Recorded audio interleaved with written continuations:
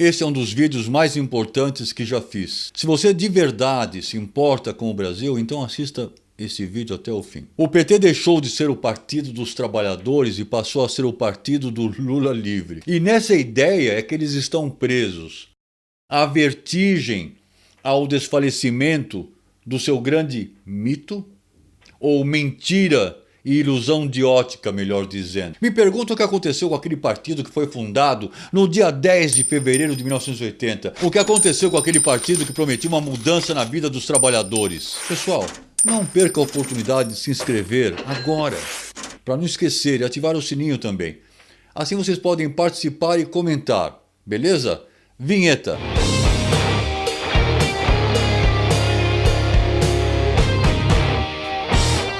O Lula, pai dos pobres, teve 78 milhões bloqueados pelo substituto do Sérgio Moro, o juiz federal Luiz Antônio Bonatti. Não foi o Moro que bloqueou não, viu? Você que é petista, eu sei que é difícil de acreditar que o PT virou apenas uma máquina de sugar o povo, mas foi só isso que virou, só isso. Os valores não param de aparecer, contas secretas de banco sendo descobertas, vide a revelação do Palocci, da conta secreta do PT nos Estados Unidos e com a confirmação do Joesley Batista. As delações não param de proceder. É tudo mentira, então? Quem delata o Lula mente? A história de Lula e do PT foi tão suja, tão destrutiva, que não deixou nada em pé. Tudo virou entulho, pois nem sequer ideologia sobrou. Eles tinham tudo para fazer certo. Tinham os olhos brilhantes de esperança do povo, hipnotizados por um pai que prometia as riquezas do paraíso. Mas os filhos pobres, cegados pelas faíscas do isqueirinho, mal percebiam que a família também estava cega. O pai, a mãe, os irmãos e o tio estavam imersos, entregues à turba, ofuscados pelo poder. Justificavam entre si: Caixa 2?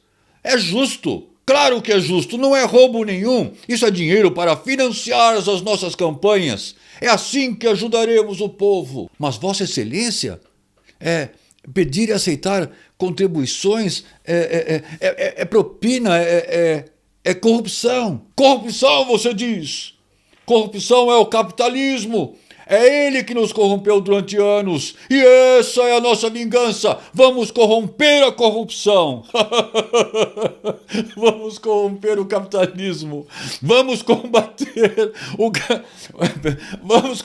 o capitalismo imperialista com a corrupção. Viva a corrupção! Viva! Viva a corrupção! Viva! Mas Vossa Excelência, é o povo que paga essa vingança. Que história é essa? Viva a corrupção! Viva! Viva! Mas as moedas começaram a cair em contas pessoais e todos se lambuzavam. Todos se lambuzavam tanto que esqueceram de tudo. Esqueceram do socialismo, esqueceram do comunismo, do imperialismo, do capitalismo, do povo. E da pobreza.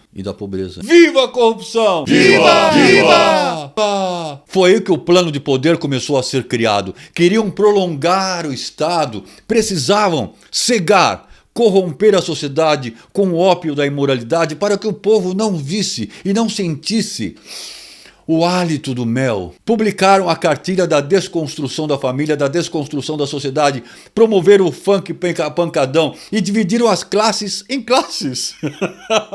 Brancos, negros, gêneros, ricos, pobres. Foram 14 anos erguendo genialmente, há de se concordar, os pilares do mecanismo e botá-lo em funcionamento. Esse engenho ainda hoje funciona, e funciona com a precisão de uma máquina alemã. Sim. Mas sempre há um mas. Nem todos foram cegados pelo pai e pela mãe dos pobres e começaram a enxergar o mecanismo.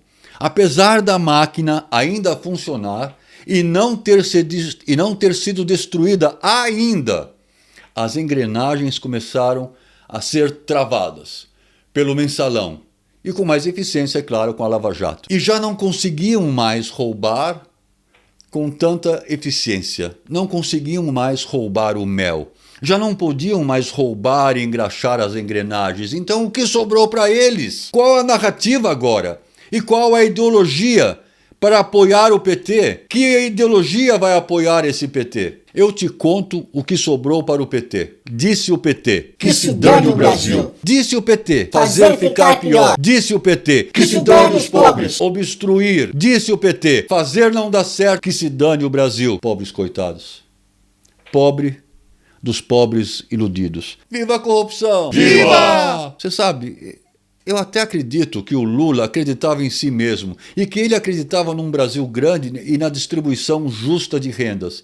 Mas acho que quando chegou ao poder, viu que o melaço era doce demais. Viva a corrupção! Viva! Um pouco de história, beleza? Rapidinho. Com a formação da Assembleia Constituinte, em 1988, o presidente da Câmara, na época, o Ulisses Guimarães, anunciou em 27 de julho de 1988 a nova Constituição Federal batizada de Constituição Cidadã. Em 27 de outubro de 2002, o Lula foi eleito para o seu primeiro mandato presidente do Brasil, derrotando o José Serra, do PSDB. Foi aí que ele pôs em prática o plano de poder. Como perpetuar o PT no poder e como disfarçar aquilo que supostamente ou não, ele, Lula, lutara contra a ditadura, suposta ditadura. O Lula provou do mel e viu que era bom e que era doce. Pensou, como se perpetuar no poder? Como eternizar o partido? E como disfarçar seu plano de ditador stalinista? Como? A forma seria que o partido seria o Stalin e não a pessoa, o presidente. Ou seja, o presidente ficaria no máximo por 2 turnos. Mas o partido se manteria no poder. Entende a caixa 2? Começou então a montar aquilo que as produções de cinema chamaram de um mecanismo, que na realidade a ditadura não seria a pessoa, mas sim o plano de poder, a manutenção do partido como centro do universo político brasileiro e os presidentes e as pessoas presidentes em rodízio como satélites em redor do Sol, numa galáxia de esquerda. E isso configuraria uma ilusão de ótica democrática. Agarrou bem o seu pote de mel e começou a lambuzar, primeiramente, seus colegas de partido. Antônio Palocci Filho, como ministro da Fazenda, a Dilma Rousseff, Minas e Energia, Guido Mantega, Planejamento, José Dirceu, Casa Civil, e muitos outros foram ocupando cargos chave. Não deixe de assistir esse vídeo, o PT falido faz fake news para sobreviver. Assista aí no meu canal. Nesse vídeo eu falo sobre a delação premiada e a carta do Palocci ao PT. Vale a pena assistir. Mas voltando ao assunto, como o próprio Palocci já havia mencionado, ele ficava boquiaberto. Ele, o Palocci, ficava boquiaberto. Com que naturalidade o Lula tratava das propinas, pedia as propinas, dava preço nelas. E assim todos foram fazendo parte do banho de mel. Mas como proteger esses banhos de mel dourados de ouro? E se acontecesse algo? E se alguém fosse pego e desse com a língua nos dentes?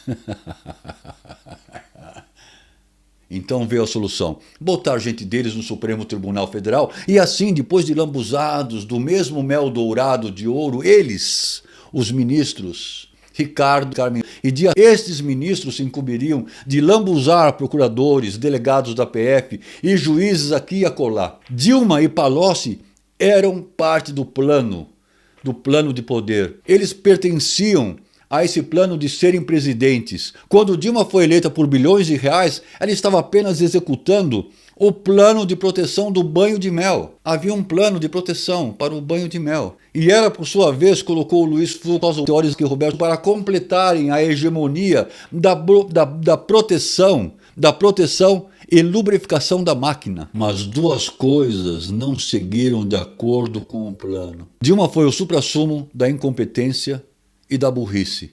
E também porque o lambuzo era demais para qualquer consciência.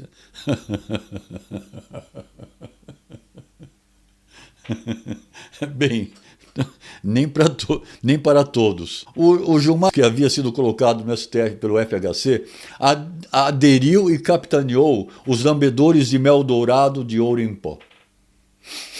Mas como havia sido antecipado pelo plano B da genialidade criminosa do Lula, muita gente foi presa e para a surpresa do próprio Lula, ele também foi em cana. Mas como já disse, havia um plano B. Havia um plano de proteção em andamento, que sempre esteve em andamento. O golpe, o tal do golpe, ok? A Dilma estava ensacando o vento demais. O desastre era eminente. E a incompetência da Dilma revelava claramente o esquemão. Até mesmo para salvar o chefe, ela foi incompetente. Lembra do Grampo? Lula! Lula, eu tô mandando aí para você assinar os... Como é que é o nome do cara? Eu tô mandando aí o Zé para você assinar os papéis. Lula, deixa eu te falar uma querida. coisa. Seguinte, eu tô mandando o Bessia junto com o papel. Os grampos... Os grampos, melhor dizendo, as lentes, começaram a revelar as engrenagens.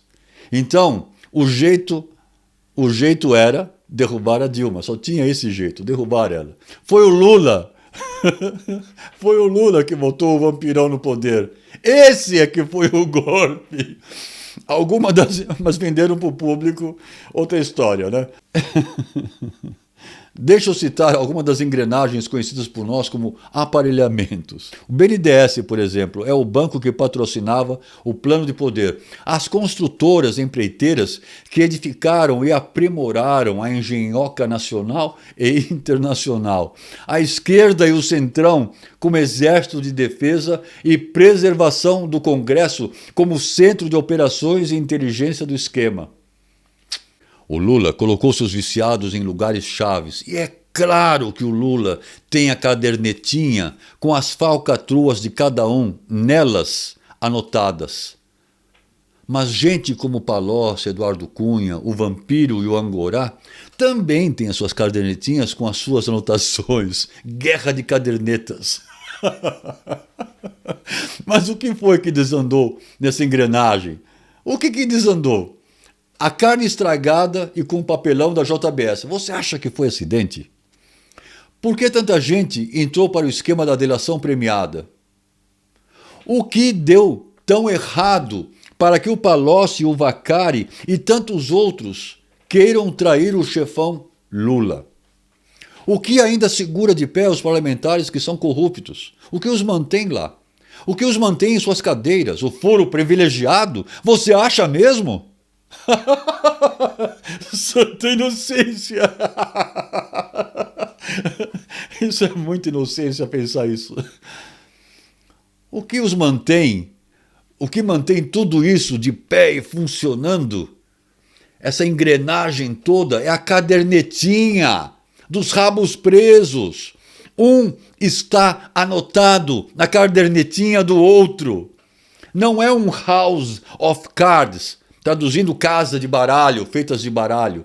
É uma casa da lista de anotações na cadernetinha. Deu para entender o que é? É isso que mantém esse pessoal. Porque se cair, cai tudo. E não dá para cair tudo. O mito verdadeiro, é um sujeito semi-analfabeto, o gênio do mal, que como presidente montou um esquema para enriquecimento ilícito próprio e da gangue dele. E pior, que isso se deu enquanto o povo morria nas filas do SUS. E ele se tratava do seu câncer de garganta no Sírio-Libanês. Isso se chama, sabe como? A corrupção desse tipo? Isso se chama genocídio. Isso sim é que deveria ser acusado e processado no Tribunal Penal Internacional. Eu já falei isso uma vez num dos meus vídeos. Esse tribunal, o Penal Internacional, é um tribunal de crimes contra a humanidade, crimes de genocídio, crimes de guerra e crimes de agressão. Agressão que nós brasileiros sofremos. Se você assistiu esse vídeo até aqui, até o fim, isso significa que você se importa de verdade com o Brasil. Então, por favor, compartilhe. Zangão Blues.